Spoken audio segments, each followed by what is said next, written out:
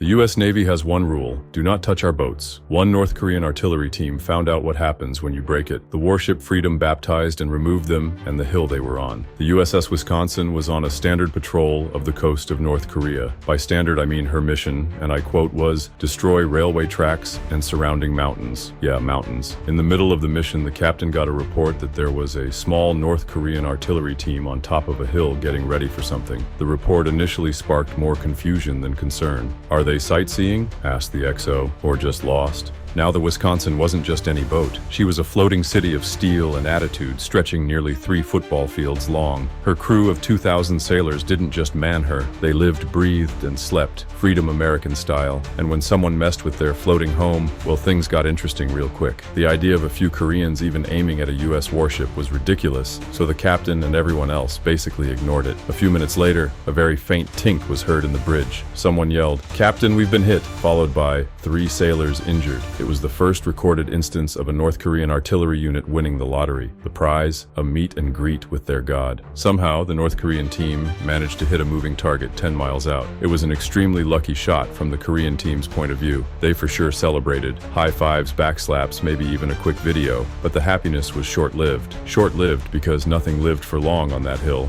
Not the earthworms, not even the bacteria. The crew's reaction wasn't panic. It was pure offense. How dare they? The captain did not wait for a second tink. Eyebrow twitching, he turned to the officer. "Operator, you see that island over there?" "Yes, sir." "I don't want to." "Understood, sir." The response, fueled by anger and a desire for retribution, was at least proportional. Of course not. The crew returned fire with all 9 of their Mark 7s, each projectile weighing between 1,900 and 2,700 pounds. So basically, small, angry, freedomy cars. 10 tons, to be exact. Each freedom seed left a crater that could fit a house. When the massive guns fired in succession, the entire ship shuddered like God himself had thumped his approval on its deck. The sound wasn't just heard, it was felt, a physical presence that punched through your chest and rearranged your internal organs. From the perspective of the people on that hill, it must have been like watching the sky tear open. A brief glimpse of mechanical fury before everything, including concepts like up and down, ceased to have meaning. The salvo removed the North Korean battery that had hit them, and also removed the hill they were on, changed the topography of the region, and annoyed all the mapmakers in the region.